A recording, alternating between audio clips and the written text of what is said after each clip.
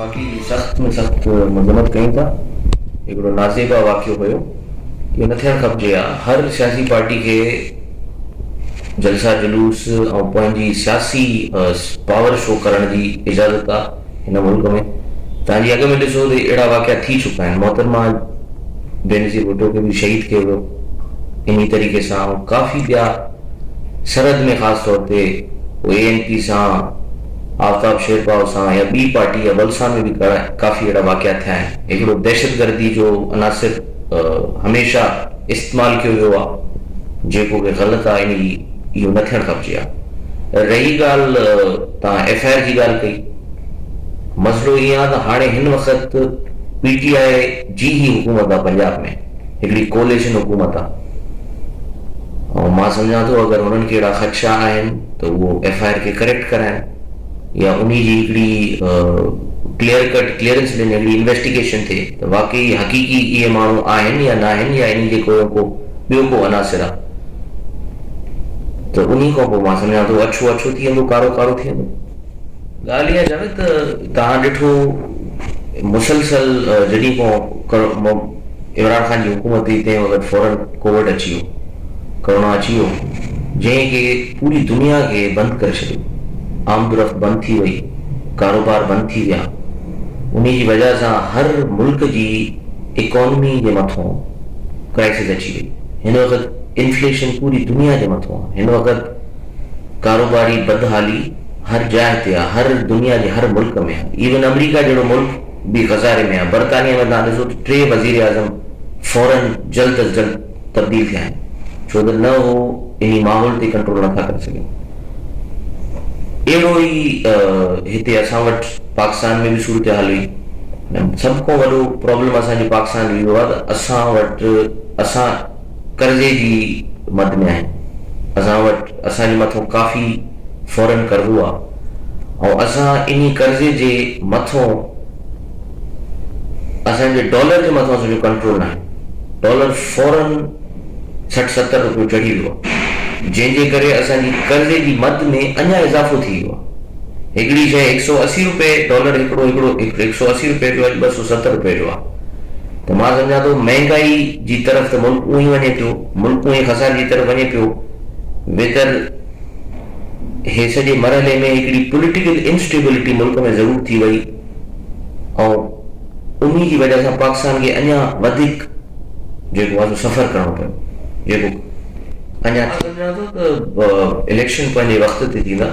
छो त तव्हां ॾिसो हाल ई में बारिशनि असांखे हिकिड़ी तबाही आंदी, पूरे पाकिस्तान में हिकिड़ो वॾो मसइलो थियो ऐं माशी हालत हर इंसान जी, हिकिड़े ग़रीब जी, हिकिड़े गुरबे जी, हिकिड़े ज़मींदार जी फसल ॿुॾी विया आहिनि। उहो ॾाढो हिकिड़ी तबाही अची वई आहे ऐं मां सम्झां थो त इन में असां रिकवर न करे सघिया आहियूं। लोकल बॉडीज़ जी इलेक्शन जो हिकिड़ो फेज़ जेको थियणो हो उहो ई हुकूमत न कराए सघी आहे। मां सम्झां त जल्दी इलेक्शन थींदा, इलेक्शन पंहिंजे वक़्त ते थींदा।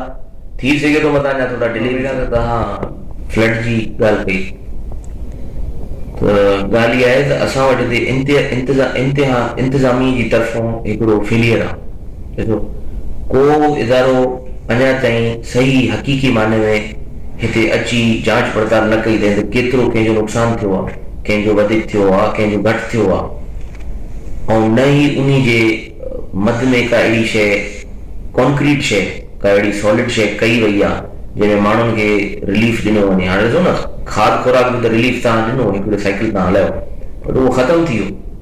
पर जंहिं माण्हू जो 6-8 महीने जो बीठल फसल सड़ी वियो या ख़तमु थी वियो, तबाह थी वियो, जंहिंजा घर बि न आहिनि, जंहिंजी माशी हालत बि तबाह थी वई, जंहिंजो रोज़ गुज़र जंहिंमें उहो पंहिंजो घर हलाईंदो उहो बि तबाह थी वियो, उन खे तव्हां रिलीफ त पाण ॾेई छॾीसीं जेको ॾेई सघंदे। हाणे हिननि खे रिहेबिलिटेट करणो आहे, हिननि खे वापसि उन जाइ ते आणणो आहे। उन में गवर्नमेंट खे खपे त हिननि ग़रीबनि खे घर कचा या पका जेका थी सघे हिकिड़ो को टीम मुक़ररु करे उन्हनि खे ॾिनो वञे। ऐं सेकेंड फेज़ में हिननि खे भाण जी मद में सब्सिडी या कणिक जो ॿिज अहिड़ी शइ ॾिनी वञे जीअं हे पंहिंजी रोज़गुज़ार जी जेकी ज़िंदगी आहे उन ते वरी फ़लसफ़े ते अची सघनि, साॻी पेज ते वाक़ई जी सख़्त में सख़्त मज़म्मत कयूं था। इहो हिकिड़ो नाज़ेबा वाक़ियो हुयो और मां सम्झां थो त इन में इंतज़ामिया जी भी फेलियर आहे, इन में पुलिस जो भी वॾो में वॾो नाकामी आहे। छो त हेॾो वॾो तव्हां ग्रैंड ऑपरेशन कयो था, इन जी घटि में घटि तव्हां हिकिड़ी मास्टर प्लानिंग कंदव। ॾिसो न, हिकिड़ी DSP लेवल रैंक जो SHO लेवल रैंक जा 3 जवान शहीद थी विया, उन सां गॾु इलाही घणा एहलकार शहीद थी विया। उन खां बाद में उन खे गाॾियुनि खे ऐं लाशुनि खे यजमाल भी कयो वियो। उन खां पोइ बि पंहिंजी डिमांड कुझु उन्हनि पेश कयूं। असांजे हे जेका ख़ितो आहे जंहिंमें घोटकी आहे, कशमोर आहे, जैकबाद आहे, शिकारपुर आहे, इन में धाड़े कल्चर हिकिड़े पोज़ीशन ते अची वियो आहे। जेतिरे ताईं सिंध हुकूमत, फेडरल हुकूमत, असांजा इदारा जंहिंमें आर्मी आहे, इंटेलिजेंस आहे ऐं असांजी पुलिस गॾिजी इन जे मथां हिकिड़ी ऑपरेशन करे इन जो कंप्लीट सफ़ाया न करण, तेसिताईं ताईं इहो धाड़ेल कल्चर हिन इलाइक़े में ख़तमु न थींदो। ऐं ॾिसो, हाल ई में तव्हां हेॾो नुक़सानु थियो आहे, बारिशूं थियूं आहिनि, हाणे अगरि तव्हां इन शइ खे ख़तमु न कंदव त नया अनासिर तव्हां लाइ पैदा थींदा। त असांजी अपील आहे सिंध गवर्नमेंट खे बि, फेडरल खे बि, हाणे त इतिहादी आहिनि सभु को हिकिड़ो पेज ते आहे, फौज बि हिकिड़े पेज ते आहे, PTM बि सॼी हिकिड़े पेज ते आहे। त महिरबानी करे हिकिड़ो ग्रैंड मास्टर प्लान ठाहे इन धाड़ेल कल्चर खे कंप्लीटली जड़ खां ख़तमु कयो।